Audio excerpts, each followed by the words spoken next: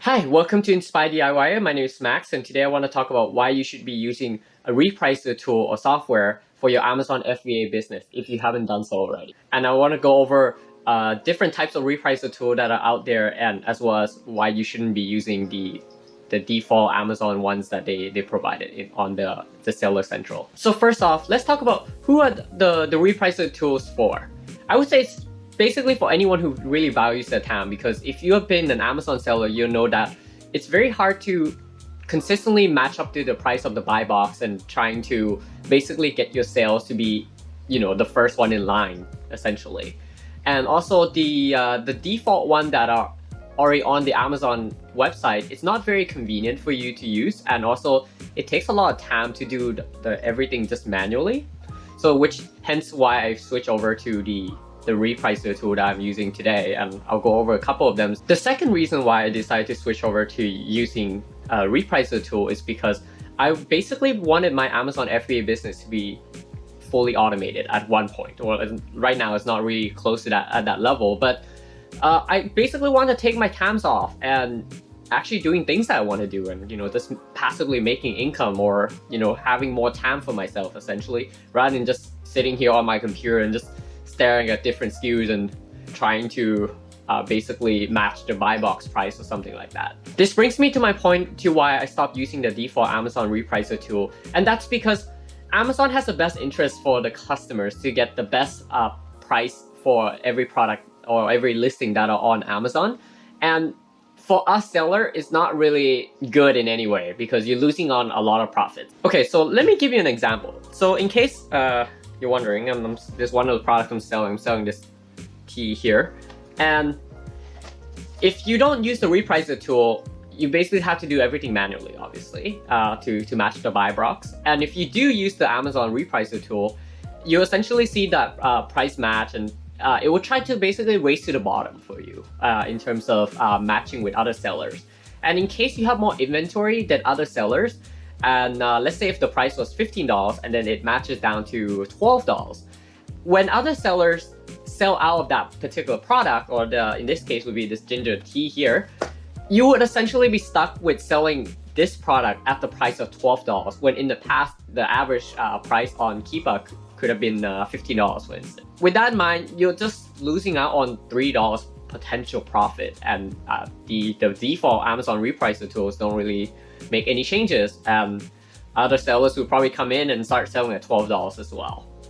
And that's why I started using the third-party Repricer tool, because I also noticed that the buy box algorithms are very complicated. Like, even I don't fully understand how it actually works and what they take into account in, like, the pricing, the seller feedbacks, and all those other stuff. But to be in the buy box, you don't necessarily have to have the lowest price possible. Like, I've seen some of the products that my competitors are selling that are even like over $1 more than me, and they will still get the buy box. So that's how I discovered that it's not like necessarily a good thing just to match the lowest price, because you're just missing out on the profits that you could potentially make.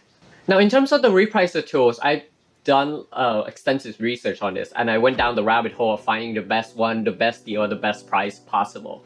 There are a couple of them that I would, I guess, recommend. I'm not like associated with them by all means. I'm paying it out of my own pocket, and I've been trying two of them in particular. If you check up online, you notice that there are a lot of Repricer tools, but a lot of them are oriented towards like even booksellers or someone who has a lot of SKUs, like over 5,000, for instance, of maybe could be used products or whatever. But the way I sell my Amazon products on Amazon is a little bit different. I'm doing a lot of reprint, and I'm doing a lot of like beauties and tropical that I just buy in bulk. So I don't really have a lot of SKUs. I have just over like 200 ASINs or something at this point.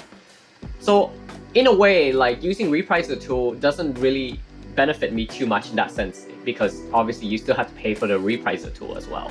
As for the third-party Repricer tool itself, a lot of them are, I've seen complaints. I haven't used them personally because, well, once I've seen the complaints of the UI being like really ugly and like sluggish and everything, it just kind of turned me off from trying it. I've tried using Alpha Repricer tool, and they offer a free trial for that, and It works out pretty well. Sometimes it locks me out of a very random moments, apparently because I've been on the website for too long and inactive. Maybe I'm doing product research or something, but it doesn't really tell me that it locks me out, which is kind of really annoying. And I've seen a lot of people using Be Cool.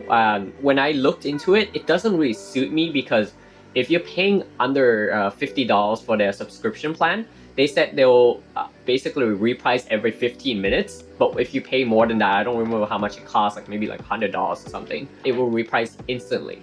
So just recently, I started my subscription using the Profit Protector Pro, and I don't have any affiliate link for them at this point. And so far, it's been working really great. It's a little bit more sophisticated than the Alpha Repricer because there's more to it than just using like min price and max price or something like that, and then setting up to match the buy box, because they have a lot more algorithms involved in terms of how much profit you want to make and like versus the amount of sales. So you can kind of picking their own algorithms to decide how you want it. And the other feature I really like about it, and I don't know if you guys use them, like some software like a seller board where you can kind of track your buy cost and also like break even price.